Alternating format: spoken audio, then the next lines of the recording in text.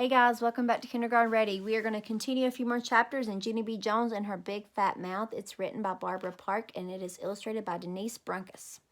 Okay? All right, so it's going to be job day at Junie B's school. She's mad at Lucille. She got in trouble. She tried to eat some lifesavers off the ground and the janitor saved her.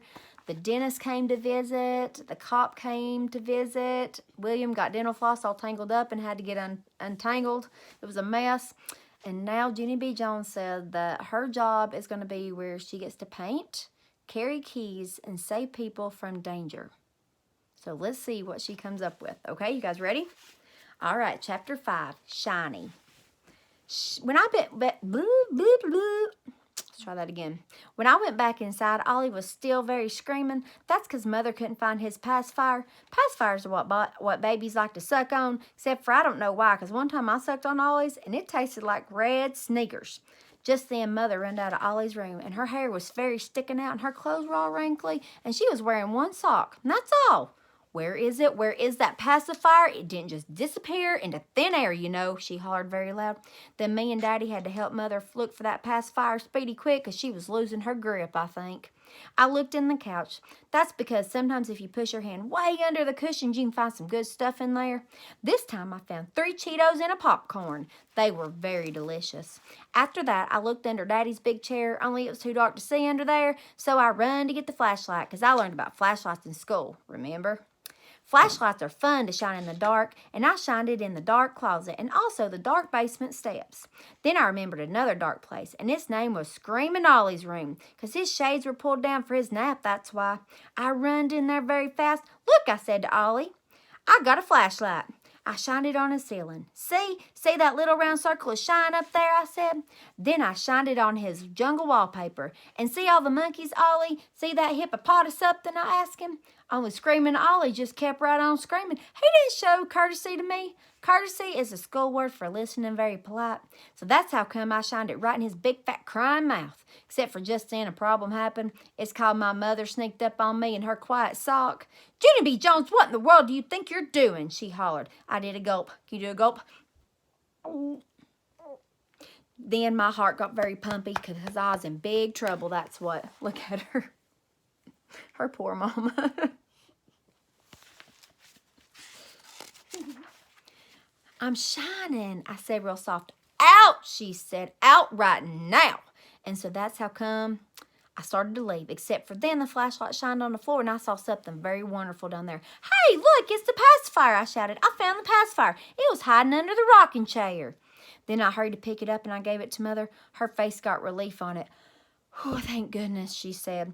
Yes, thank goodness, I said back. Mother wiped the pacifier off and then she blowed on it very hard. Yeah, only you can't blow germs off, you know, I said, because stuff that's been on the ground is very dangerous. And so then Mother gave me the pacifier and I washed it off with soap and water. And guess what? Then I put it right in that Ollie's mouth and he stopped crying. Mother looked proud of me. When did you get so smart? She asked. At school, that's where, I said. Then all of a sudden my eyes got big and wide because a very great idea popped right inside my head. Hey, I thought of it, I hollered. I thought of what I can be for job day.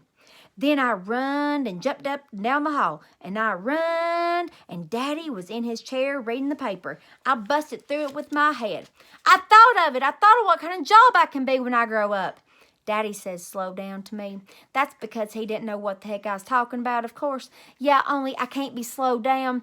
I explained because I'm very celebrating and now I don't have tension in me anymore.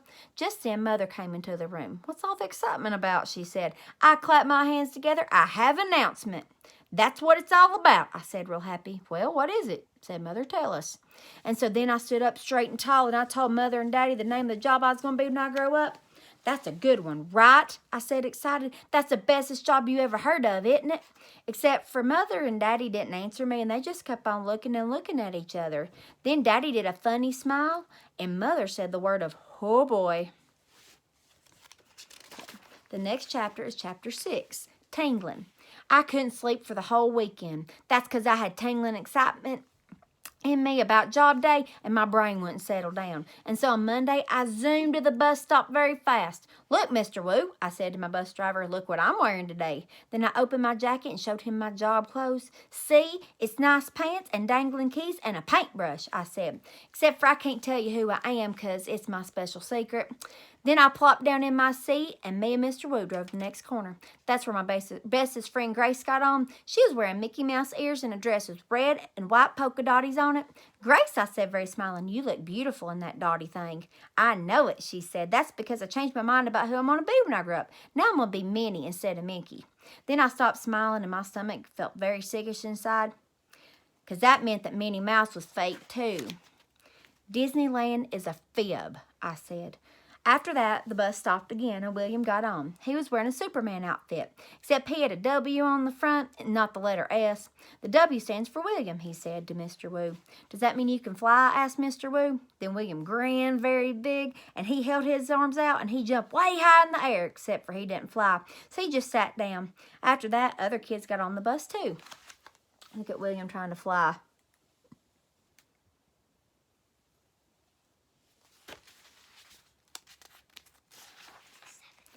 And Roger had on keys just like me, and also plastic handcuffs. And Charlotte was wearing a red paint apron with some watercolors in the pocket. And that mean Jim was wearing a white bathrobe. "Hey, I've got a bathrobe just like that, Jim," I said very friendly. "It's not a bathrobe, dummy," he said. "I'm a kung fu karate guy." "Jim is a kung fu karate guy," I said to Grace, "except for he just got out of the bathtub." Then me and her laughed and laughed, because that was a funny joke, of course. And job day was going to be the funnest day in the whole wide world. All right, I want you guys to make a prediction. Prediction is what you think is going to happen. What do you think is going to happen when she gets to school and she shows everybody what her job is? Okay? All right, join us back tomorrow for Kindergarten Ready and Junie B. Jones and her big fat mouth. Bye.